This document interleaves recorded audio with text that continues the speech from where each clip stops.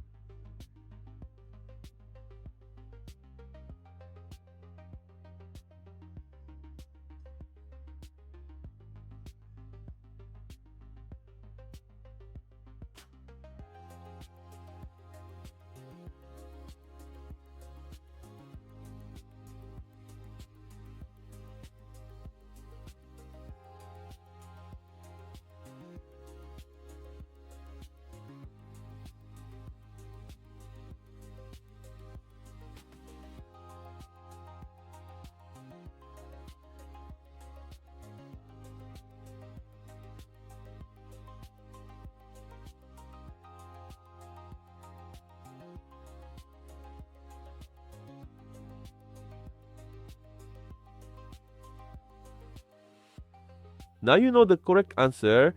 If you got it right, comment below. If you got it wrong, don't worry. This type of expression tricks many people. Leave your like and subscribe to the channel and follow the upcoming challenges. See you in the next video.